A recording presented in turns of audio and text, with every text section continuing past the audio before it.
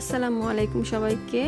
আজকে আমি দেখাবো কিভাবে ঘরোয়া পদ্ধতিতে ঘরের কিছু সহজ জিনিসপত্র দিয়ে কিভাবে বিস্কিট বানাতে হয়। তো চলুন শুরু করা যাক। প্রথমে আমি 1 কাপ মেজারমেন্টের 1 কাপের পরিমাণ চিনি নিয়েছি। চিনিটা এখন ব্লেন্ডারে করে নিব, কারণ ব্লেন্ড করা ছাড়া চিনিটা গলতে চায় না, অনেক সহজ হয় ব্লেন্ড করে নিলে। এই যে ব্লেন্ড করা শেষ, এখন আমি এই উপকরণটি মিশাবো একটা বড় বোলে। এই যে এরকম একটা আপনাদের ঘরে থাকা যে কোনো একটা বোল নেবেন, আর এরকম একটা ছাঁকনি নেবেন। ঘরে যেটাই থাকে সেটা ইউজ করলেই হবে, সমস্যা নাই।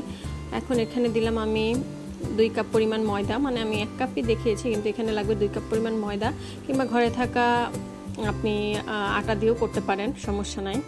এখন দিয়ে দেব ব্লেন্ড করে রাখা সেই চিনিটা আর ময়দাটা সুন্দরভাবে ব্লেন্ড করতে হবে। এখন 2 টেবিল চামচ দিয়ে দিচ্ছি আমি গুঁড়া দুধ।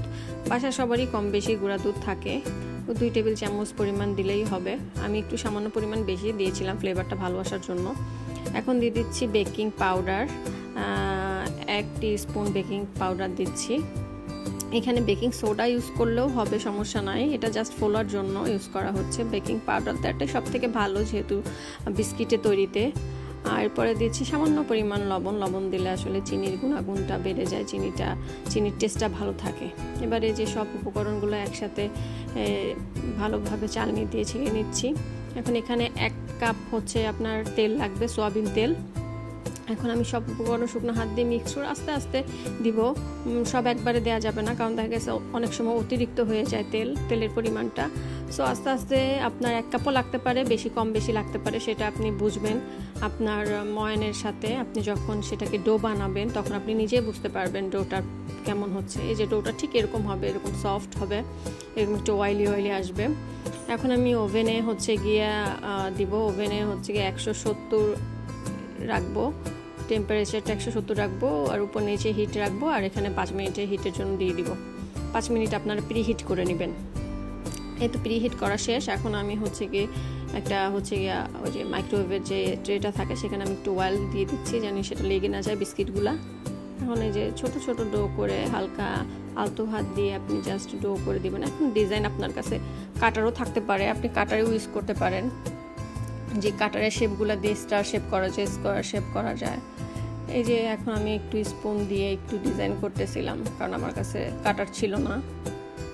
এই তো তারপরে এখন দিয়ে দিব, এটা যে ওভেনে চলে গেল। 20 মিনিটের জন্য দিবেন আপনারা, 20 মিনিট।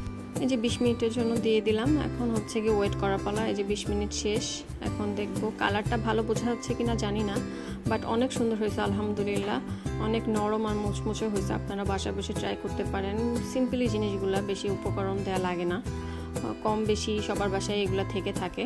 এখন আমি এই যে এগুলো একটা বলে রাখলাম। এখন আমি দেখাবো ডিম দিয়ে, যে আমরা ডিমের যে কুসুমটা থাকে সেই কুসুমটা নিব, হোয়াইট যে অংশটা থাকে সেটা নিব না, কারণ কুসুম দিলে উপরে একটা ডিজাইন আসে, উপরে লালচে একটা ভাব আসে, এটা জাস্ট ডিজাইনের জন্য, এটা আপনারা স্কিপ করতে পারেন চাইলে। আমি 2টা পদ্ধতিতে দেখিয়ে দিলাম যেটা আপনাদের আসলে ভালো লাগে। এটা একটু সুগার দিয়ে দিতে হবে যেন একটু মিষ্টি সুইট লাগে। যে হালকা পরিমাণ একটু চিনি দিয়ে এটাকে যে এখন মিক্সড করে নিচ্ছি, জানি উপরে আমি বিস্কিটের উপরে একটা কালার আনতে চাচ্ছি, এই কারণে। এই যে এখন আরেকটা বোল রেডি করলাম। এখন এই যে এটাকে আবার সে সেম পদ্ধতিতে করে দিচ্ছি স্পুন দিয়ে। এখন এখানে উপরে একটা ব্রাশের সাথে আমি সেটাকে পুরো ব্রাশ করে দিব উপরে বিস্কিটটাকে, জানি উপরে বিস্কিটটার কালারটা লালচে ভাব আসে, যেমন বেকারিতে দেখা যায় কিছু কিছু বিস্কিটের কালারগুলা। সেম পদ্ধতিতে এটাও 20 মিনিট আমি করে দিব।